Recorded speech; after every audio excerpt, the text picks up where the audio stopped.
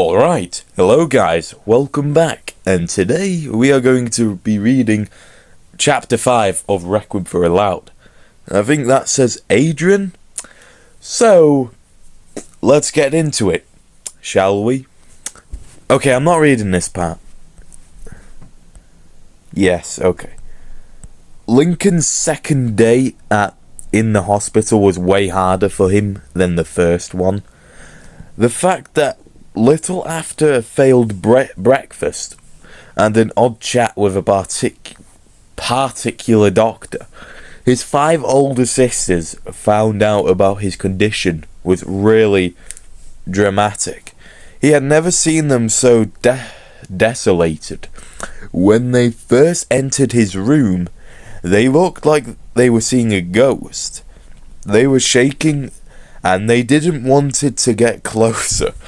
When he finally did it and they snapped away from their trance, they all hugged him. That group hug was inconsolable. Crying was Lincoln's hardest moment ever. They stood like that for a whole 10 minutes, hugging him, crying. It wasn't just a simple cry, like some tears flowing down their cheeks. They were more like heart-rending cries. Crying as well tried to calm them down, but it was no use, even when they were separated. It was difficult for Lincoln to see the state of his sisters. Were not crying a little more. What is that noise? Hey yo, it's not coming from my house. It's outside my house. Anyway, I don't know what that was, but... Oh, it's a baby. Oh. Dude, it's kind of annoying, but anyway. Lenny was the only one that looked slightly grounded. She was crying more than any time in her life, but she seemed to be trying to keep her volume down as much as possible. Luann wasn't remotely interested in controlling her volume. She was on her knees, with her hands covering her eyes, trying in vain to contain her tears, and her cries were coming from deep inside of her, cries of pain as she felt a cold knife sinking deeper and deeper on her chest. Just when she thought the blade had stopped penetrating, the wound started to hurt once again. She was hyperventilating. It was like someone was taking the air from her lungs. She was crying like a hysterical child, fragile and scared. Right next to him, Lincoln had Luna sitting in a chair. The rocker was holding one of his hands. Oh, fuck no. I can't read. Caressing and holding it tight at the same time. She had a box of tissues on a nearby table, but in any moment they would have to ask for a new one. She was the most silent of the sisters, but only because she was out of breath, just like Luann, and all her energies were busy trying to keep her breathing. After not sleeping in the whole night, and the tremendous emotional exhaustion that were both his chat with the Dr. House, oh yes, I remember him, right, and that moment with all her sisters, and had Lincoln really tired, he carefully rested on his bed, which wasn't easy at all, considering Lynn was practically hanging from his neck. Okay. The younger of the oldest was hugging him with the strength of a judo grab, crying over his shoulder. He had his right arm around her. His left hand was Luna's property and was trying to calm her, but the girl could only repeat on his ear, I'm sorry, over and over again. Also sitting on the bed, holding Lenny, was Laurie. She couldn't stop crying either, but she managed to speak to Lincoln between sobs. Linky, whatever you want, whatever, just Just tell me, okay? Laurie? I'll take you to the mall and buy you as many comics as you want. Not really much in point in doing that, because he won't be able to read it. Oops. She interrupted him. I'll take you wherever you want to go. Just tell me. Guys, please just listen to me for a sec, he asked, trying to pull himself together so he could talk with them. His sisters were still crying, and they refused to hear him. As soon as he opened his mouth to speak, Lynn hugged him tighter. Luan started to cry once again. It was all out of his control. Lincoln couldn't stand seeing his sisters that way. It was what he feared the most when the doctors told him what was going to happen. Not that he could blame his sisters. Just imagining how he would react if one of his sisters was in his place gave him goosebumps. And he felt a chilling sensation running up her spine. Wait, what? But still, he couldn't just see her that way. He was the man with the plan, a specialist on his sisters. He had to find a way to calm them. He doubted it would be easy, but he had to try. Girls, please calm down. If they heard him, they didn't let it show. Girls, he called them again. Lenny opened her eyes to see him, but no one else did. Luan was still crying disconsolately,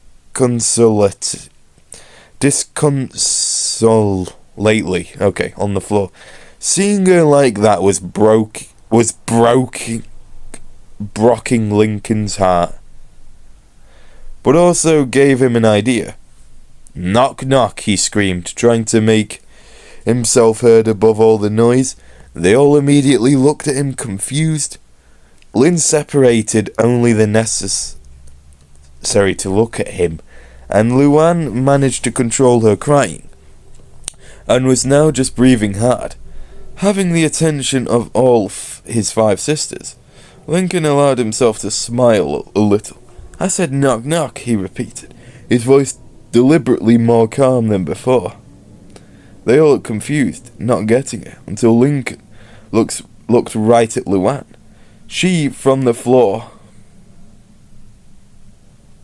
was just as taken aback as her sisters, but after a few seconds, her irritated eyes opened slightly, realizing Lincoln smiled at her and nodded. Who's there? She asked, barely managing to speak. All those minutes of crying had caused her a sore on her throat, and it was difficult for her to pronounce the words. Ben, said Lincoln, again with his voice so serene and calm that it almost looked like an out-of-context dialogue. Luan tried to go on with the joke, but she was too affected to do it. She opened her mouth, but the words wouldn't come out. It was Laurie who finally played along with Lincoln.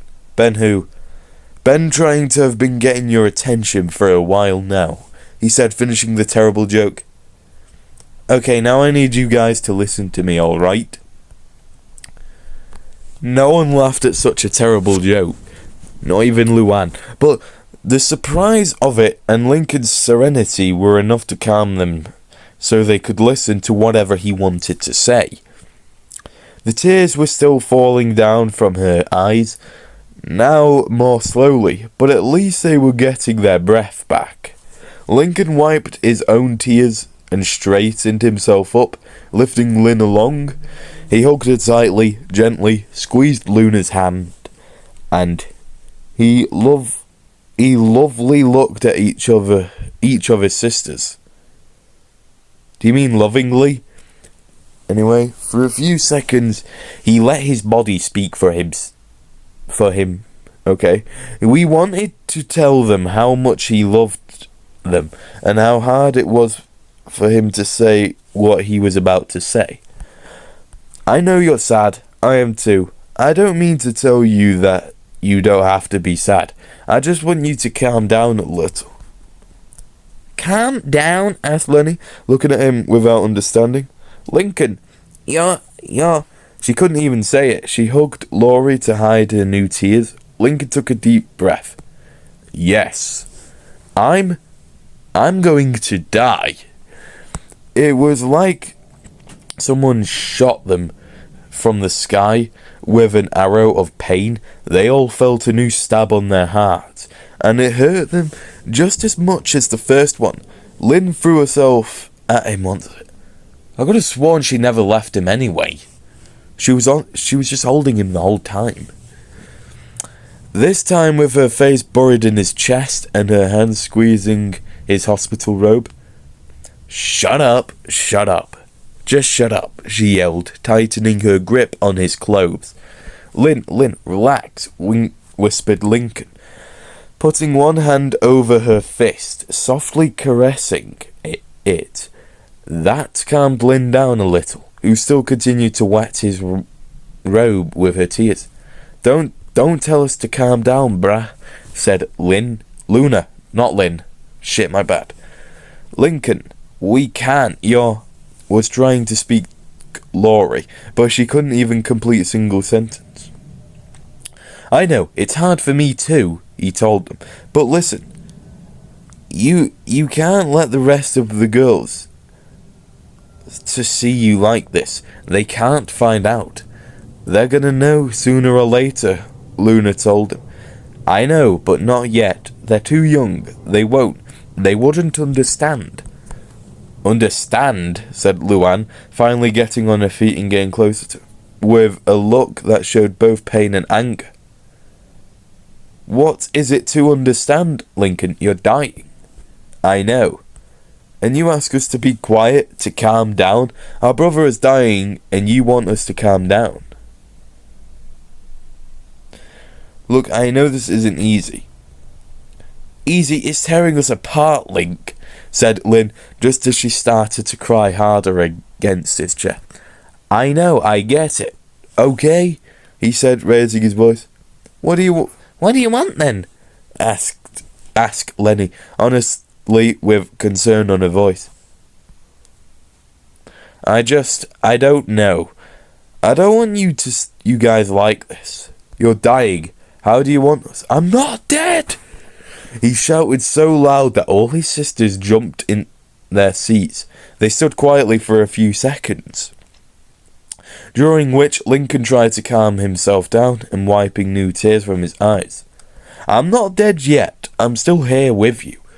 And it hurts so much to see you cry. I don't want to see you like this, he said, hugging Lynn, who was still lying beside him. I don't want to. I can't. I know it's asking a lot, but do it for me. And for our sisters, especially for them. You need to be strong. We can't be strong, said Laurie, with new tear falling down her cheek. Lincoln, we literally can't. And the girls, they deserve to know, bro, said Luna, officially ending the box of tissues. I told you that, started to shout Lincoln, but he stopped himself, closed his eyes, and took a long breath. Look, I talked with Mum and Dad last night, and they agree. We can't tell them yet. We need to wait. Wait, what? Said Laurie. For you to die? Do you think it'll make it any easier for them if they found out later? No, I don't know, but what? Laurie vehemently hurried him. I've never heard that word in my life. Vehemently hurried him. Okay. She immediately regret doing so.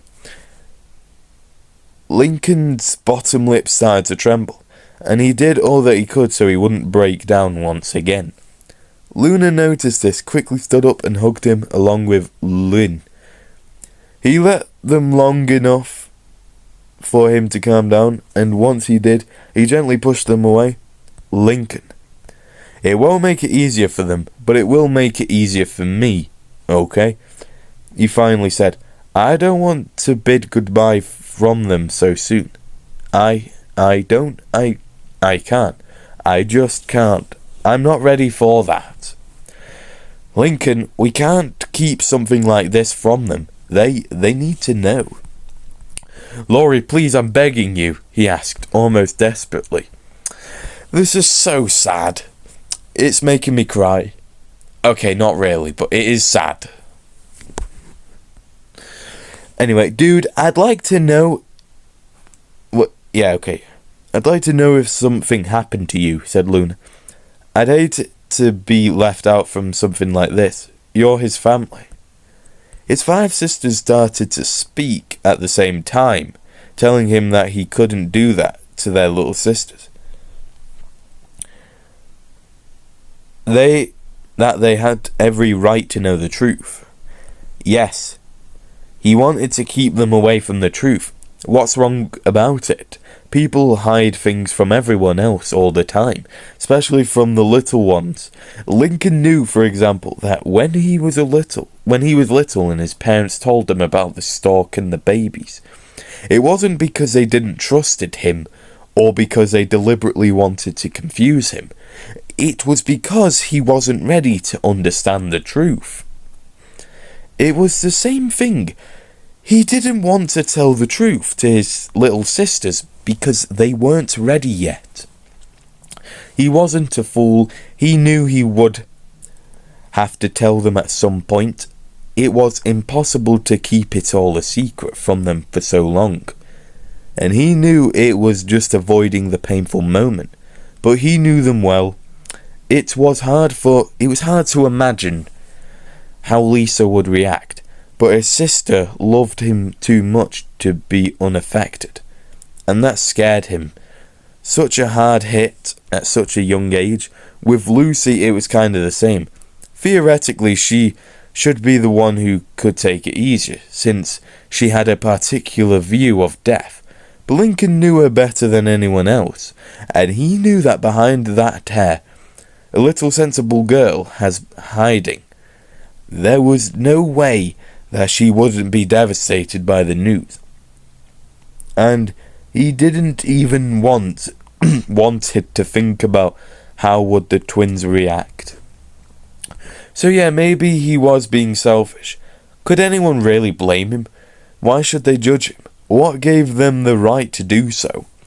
He was the one who was going to die. He had received a terrible ultimatum. In time, all his sisters would be able to overcome the pain, to move on with their lives. He wouldn't. He was going to die. Why couldn't he delay such a sad moment at that? His sisters were clearly against him on that, since they were still telling him it was a bad idea. They were all talking at the same time, telling him what to do, what was for the best. They didn't accept his choice. Usually, Lincoln was very patient with his sisters, but the context had made him run out of patience. "Shut up!" he yelled, silencing them. "Look, I'm not going to tell them that I'm going to die, and neither will you, but..." "No, but..." he interrupted. "Oh, but..." "No buts," he interrupted Luan, who was taken aback by her brother's reaction. "It's my call. I'm the one in hospital. I want it to be that way. And if you really care about me, then do it. For me." Something that he said must have hurt his sisters, for they looked like they had received a low blow, like they couldn't believe what they had just heard. Lynn slowly separated herself from him, something she hadn't done since they entered the room. She looked like she was about to say something, but Luna spoke first. "If you care about me? What do you mean, if you care about me?" "Oh, if you care about me. Okay." She repeated, looking angrily. "Of course we care about you. We love you. Why do you think we're like this, you idiot?" Luna! Yelled at her Laurie. "I think you should leave," finally said Lincoln, crossing his arms and resting his left side, not looking at any of the sisters. "Lincoln, please," asked Laurie, getting closer. "Don't do this to us." She seemed to be about to cry again, and that almost made Lincoln cry too, but he controlled himself. "I didn't sleep last night. I'm tired. I want to sleep, he told his older sisters. Laurie looked at him. Her little brother was so fragile, so vulnerable. She wanted to stay right there with him, hugging him forever. But she noticed how teared apart by the news he was. Just like that, she clearly couldn't blame him. Maybe he needed time alone. We'll be back later, okay? She told him, giving him a kiss on his forehead. She caressed his cheek, but he wouldn't look at her.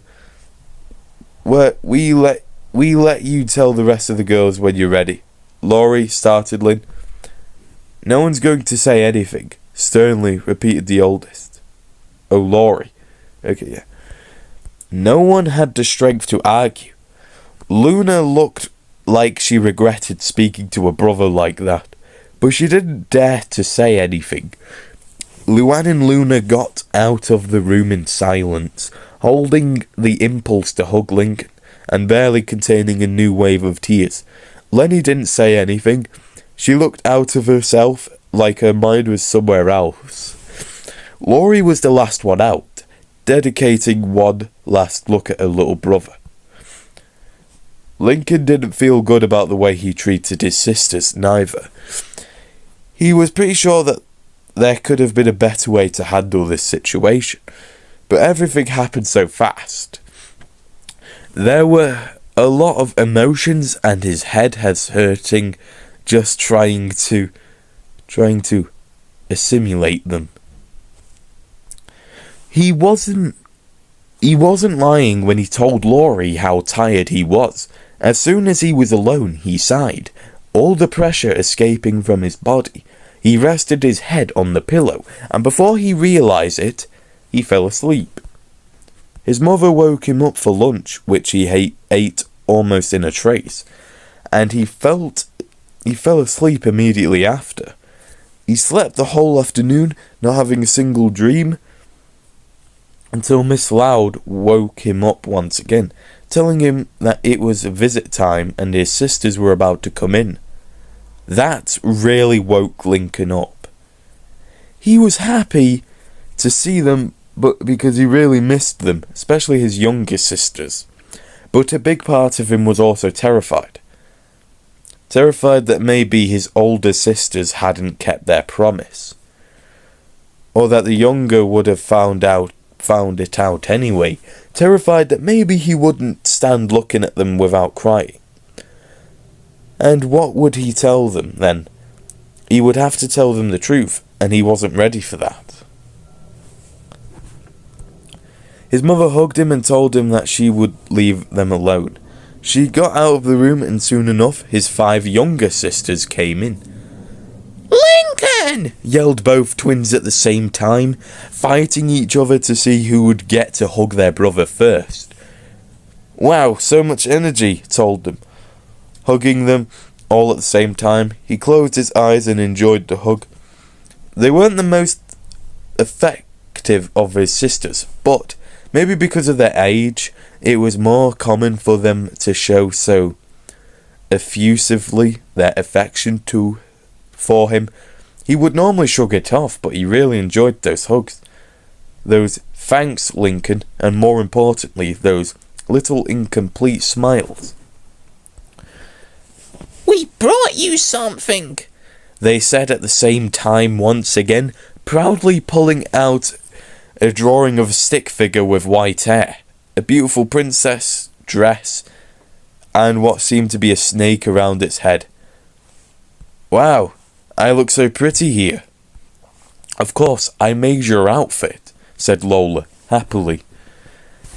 "And the snake was your idea, Lana?" "Of course it was. It's so cute. Is it hugging me?" he asked, a little worried about that snake could have been choking him to death. "No, duh. He's keeping you warm. That's how reptiles show some love, because they're cold-blooded," he explained. Wait, what? As if it was something obvious. "Oh, now I get it. Thank you guys," he said, hugging them once again. While he was doing it, he heard a click and he felt goosebumps, like all the hairs on his body reacted to a very subtle electricity. Confused, he looked at his right. Lisa was standing next to his bed, with a strange apparatus on her hand. "Don't worry, Lincoln," she said calmly. "This device is only checking your hormonal levels and your basic vital signs. A little precautionary measure to take on such an ambiguous place regarding medical safety like public hospital." "Lisa, come here," he said, lifting his little sister on his arms, something she didn't seem to like at all. Didn't you miss me? Clearly your absence has changed the chaotic variables of our house, which affects my calculations and predictions about the possible outcomes of the most daily innocuous activities that one can imagine.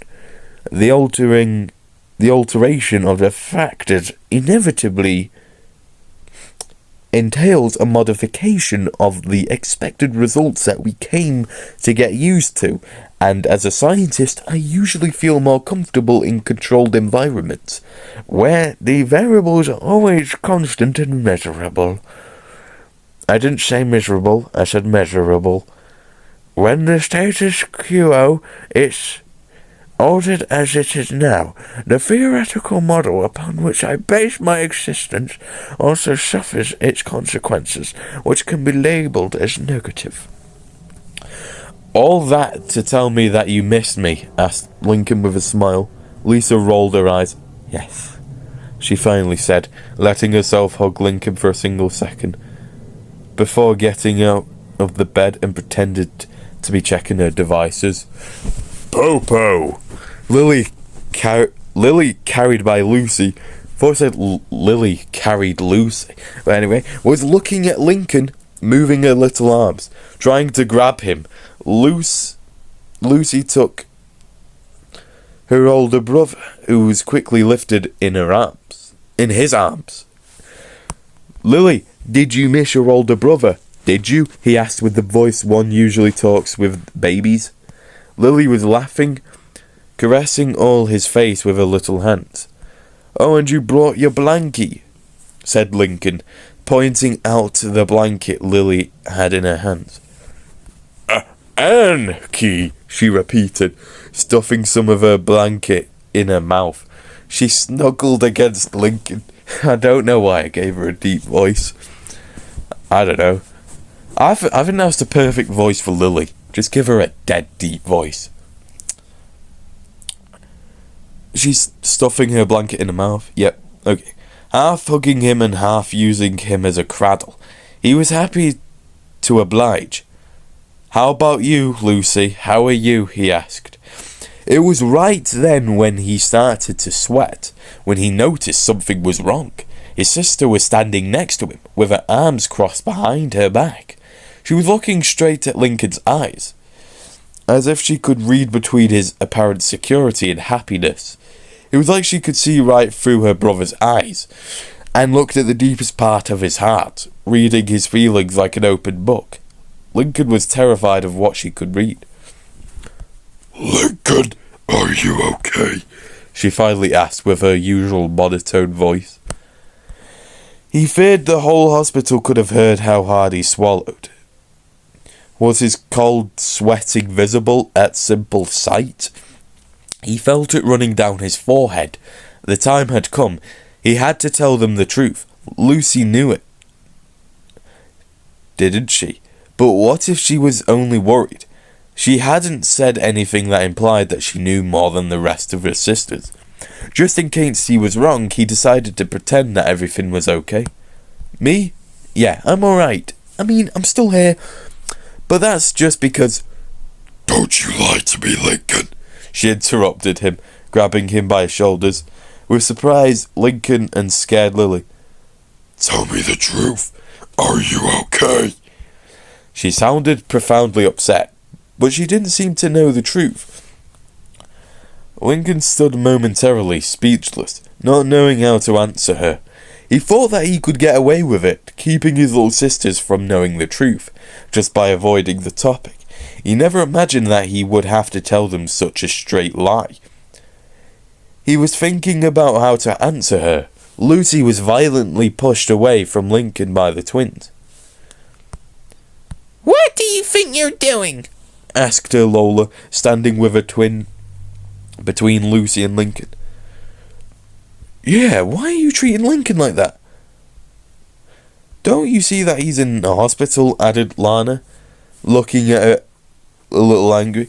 I'm just asking him how he is, answered Lucy, who seemed a little surprised by her sister's reaction. He already told you he's fine. Do you always have to be so dramatic and spooky? The twins didn't realise it. They were too young to understand it. And they were too busy worrying about Lincoln to think about Lucy's feelings. But Lincoln clearly noticed how her little sister's semblance had changed, and how much had those words affected her. Lucy sadly looked down to the ground. Hey! Lincoln stood up, putting Lily on Lisa's arms, and he got closer to Lucy. He stood in front of her and put an arm on her shoulder. Girls, don't be so rude with her. She's just worried like everyone else is. That's all. He said, and gently shook her so she would look up. Lucy, I'm all right. Do you swear? She asked in a whisper. Oh, do you swear? Lincoln didn't let her see how troubled he was, and he didn't allow the doubt and pain of lying his sister to show up on his face. I swear, he finally said. As soon as he said it, Lucy hugged him with relief. He hugged her back, and soon Lola, Lana, Lisa and Lily joined them.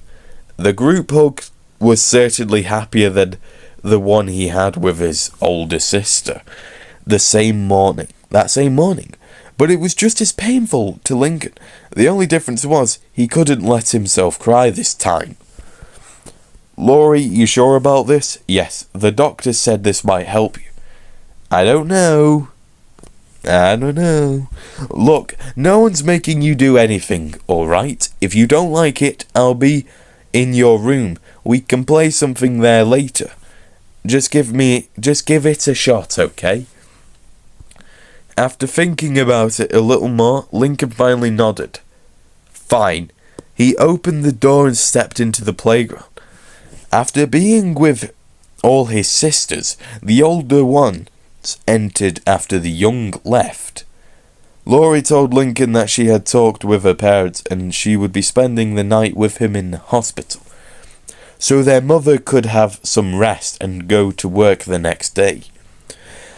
He told her that she didn't have to. He could take care of himself for one night. And she didn't have to lose a school day. But Laurie told him that there was literally no way he would be staying alone in the hospital. Besides, one day of school wasn't the end of the world. Her parents had told her everything she needed to know, and later Lincoln's doctor spoke with her to explain some things. He told her that Lincoln could use a little visit to the pediatric wing that part of the hospital, where there was a place where kids whose clinical state allowed them to could play and have some fun. He told her that besides the games, it could really help Lincoln to have someone to talk to, someone who was going through the same things he was. It could give him some perspective. Not so convinced, he finally decided to listen to his doctor and her sister. He entered, and he had to admit it was better than what they expected. It was really a colourful room, with cushions, tables, blocks, games, and even a little TV with an old console. There weren't many kids there. 2 kids that seemed to be the age of Lola and Lana. A little girl Lucy's age drawing something on a chalkboard and an older boy, a little older than Lincoln, sitting on a table working on something with some tools. He looked to be very focused on what he was doing. Lincoln, not knowing exactly what to do, decided to go straight to the TV and the video games console. He took one of the joysticks. I've got a dirty mind, I'm sorry. And looked at the games they had there. Nothing from the last generation of consoles. But there was an old copy of racing car games, not cars. Sorry. He wasn't totally used to the controls, but it wasn't that much complicated, and soon he was taking the lead. He then took a close curve and his car suddenly crashed against a tree that wasn't even there in the first place. "Oh, come on," he said.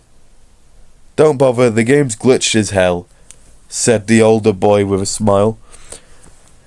Lincoln turned around and looked at him. The first thing he noticed was that the boy was completely bald. He looked at that for an instant, then quickly looked somewhere else. The boy seemed to be 12 or 13 years old. He had green eyes and a little scar on his right eyebrow, which gave him a smile of a mischievous look, although it actually only looked like the shadow of his real smile. Lincoln had never seen such a young boy with such a tired face. He had big eye bags under his eyes, which seemed to be glowing only because they had to, like it was an obligation. His shoulders were practically hanging from his body, like it was hard for him to just sitting straight. He didn't know what that boy's condition, cancer probably, but Lincoln already felt sorry for him. "Oh, well, thanks for telling me. Is there any other games?" "Not really," he answered, looking back at what he had on the table. "My name's Adrien." "Ah, right. So that's the title. So Adrien actually has a role. Okay, nice." "Lincoln," he said, trying to see what that boy working on without standing up. Adrien keep working on it until he noticed the way Lincoln was looking. He put his tools aside. "Hey, want to see something cool?" Accepting the invitation, Lincoln stood up and stepped closer to the table. Much to his surprise, Adrien had an old wrist watch on his shoulder. It looked really old, made of metal, all bronze, and with a brown leather strap.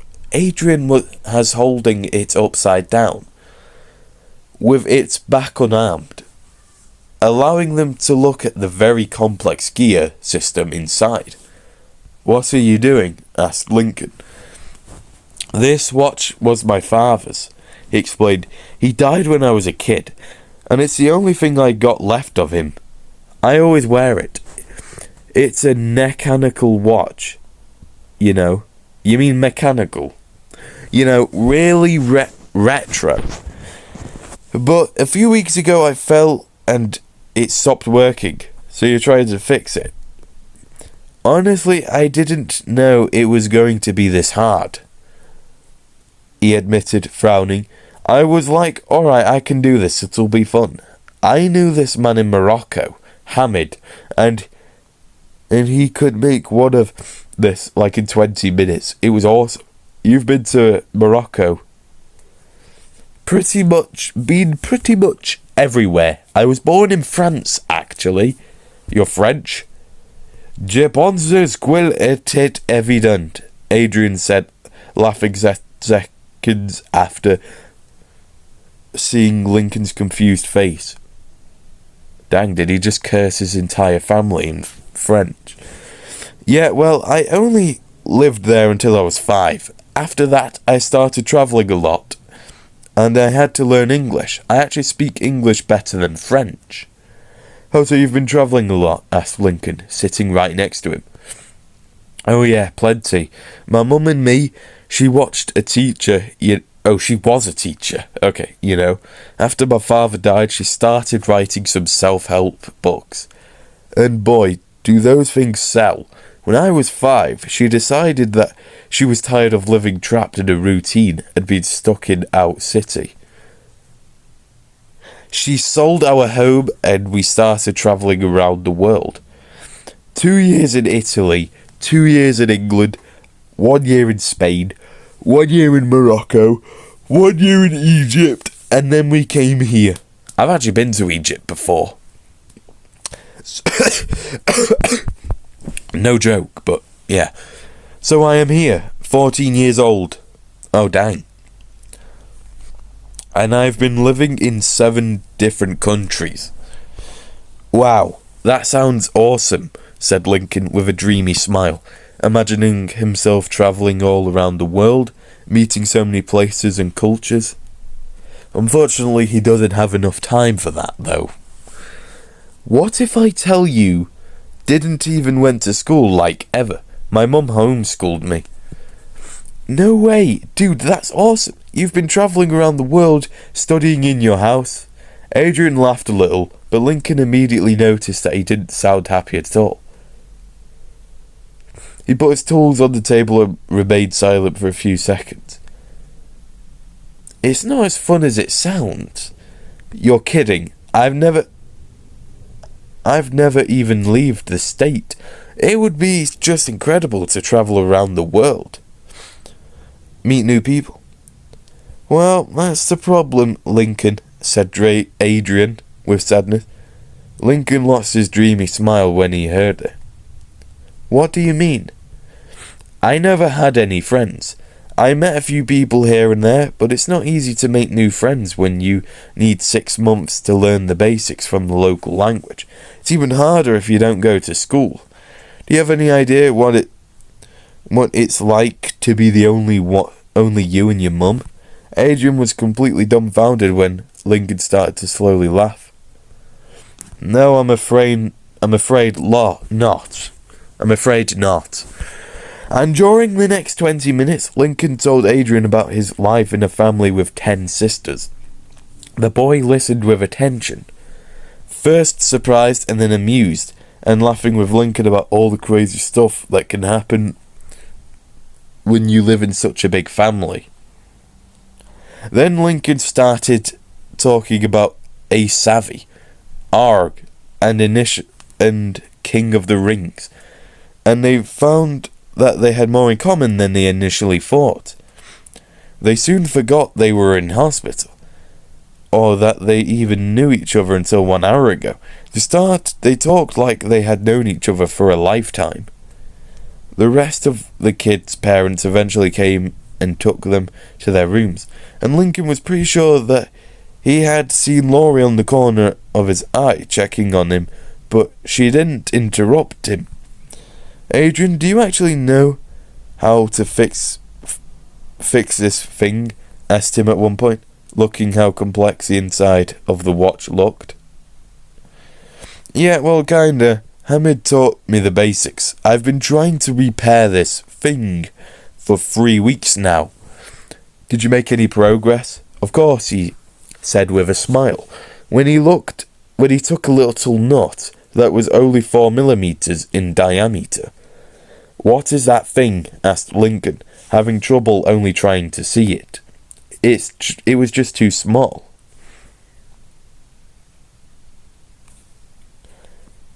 Okay, yeah.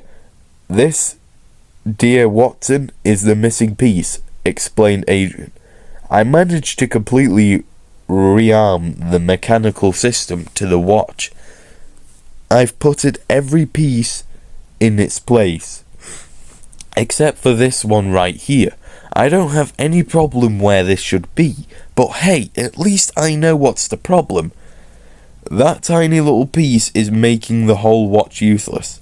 Well, that's how machines work, specifically old ones. Every single piece has its function. Wow, how much longer do you think it'll take you to find where it's supposed to be? I don't know. I don't even know if I'll ever make it in time, he answered sadly. They remained in silence for a while. Neither one of them had talked about their conditions or their situation. They had actively avoided the topic, but not it seemed like they had no other option but to acknowledge it. How long, started Lincoln, but he trailed off in the middle. Adrien still understood him. 17 days ago. They gave me 2 weeks. So I should have been gone by now. It could be at any moment now. You don't look bad, said Lincoln, earning a sarcastic look from Adrien that made him smile. Okay, you don't look that bad. I'm on a lot of meds, but it's just a matter of time now. I see, said Lincoln. He knew that there was nothing he could say. What? The same insipid words of the doctor had told him. He knew very well that they meant nothing.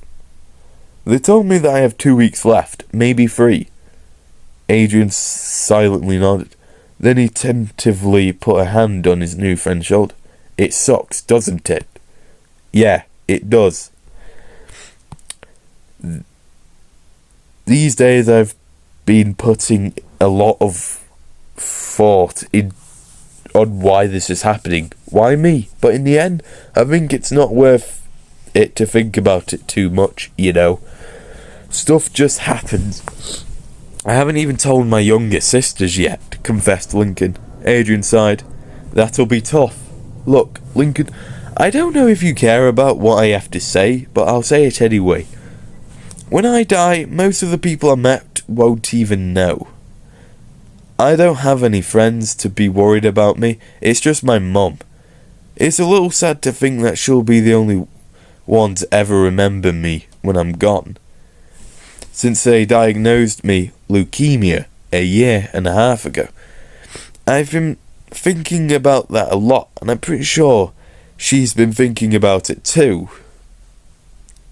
I would have loved to have friends, more people to share my last moments with, because what gives some sense to our lives? Our job, our studies. I don't know, maybe for some people, but I think life it's worth living because of the people we met. Our family, our friends, people we share moments with. I only got my mum. Technically also Lincoln now too, but yeah. Wait, where am I? Our family, our friends, people we share moments with. I only got my mum. But have a big, beautiful family. Tell them when you're ready. But don't miss your chance to be with all your sisters and friends. After all, you won't get another opportunity. Once again, they quietly, almost quietly. Adrien was very respectful and didn't say anything when Lincoln started to softly cry. They were like that for a while until Lincoln calmed down. He finally stood up. Thanks, Adrien. I think I'll go to my room. Okay, take care, Lincoln. Lincoln started to walk away, but he stopped right next to the door. Adrien? The boy that had turned his attention back to the missing piece of his watch looked up. Yeah? Maybe it won't be for too long, but I'll remember you. Adrien smiled. He genuinely smiled. They stared at each other for a few more seconds, and then Lincoln walked away, heading to his room. I love Lincoln. What can I say? When I'm using OC, it's a little harder. But when I'm working with existing characters, I always try. Yeah, okay. I'll read this a little bit. But when I'm working with existing characters, the very definition of fanfiction, I always try that the characters themselves drive the story forward. I put them in certain circumstances here and there, put them in unexpected situations, but it's their job to react and move the plot. In this chapter, I let Lincoln, my interpretation of Lincoln, that's it, to decide which way this was all going. I made their sisters visit him and I introduced Adrien. But it was him who moved the strings, and I respect him as a character because of that. A somewhat different case, perhaps, is with the twins. They're not my favourite characters in the show, but writing them so worried about Lincoln, stepping up for him against Lucy, exaggerated response from them, yes. They're just so cute, man. It's gonna hurt my soul to write their chapter. So tell me, what do you think about this chapter? It was interesting. I do kind of like Adrien. I think he's a pretty cool character. But anyway, what do you like? What you liked, what you didn't? And if Adrien seemed like an interesting character or not. In 2 more chapters you'll find out why he's here for. Okay. To be honest, I was kind of worried that this would be the only chapter, not character, where we see Adrien, and then we never hear or see from him again. And basically anything you want. I hope you like this story so far. Now that's starting to gain some depth, and the problems are starting to escalate some. Keep reviewing? Yeah, okay. So yeah, I mean, this is a depressing comic, I will admit. I always kind of feel down when reading this a little bit. It's pretty hard not to. I mean, at least it's not real, but still. I think it was interesting. Very good. I like the introduction of Adrien. But imagine being 11 years old and you have to be like a grown-up. Like in this, Lincoln doesn't really seem like a child at all. He's like a father, really. He's giving me fathered vibes, like a father who's about to die. He just tries to hide it from his younger sisters. Most children at his age would fear death, would fear that they're going to die. Lincoln's more afraid about how his sisters would react to his death. But, yeah, anyway, that's all I've got to say. If you enjoyed this video, you're more than welcome to subscribe, but you don't have to.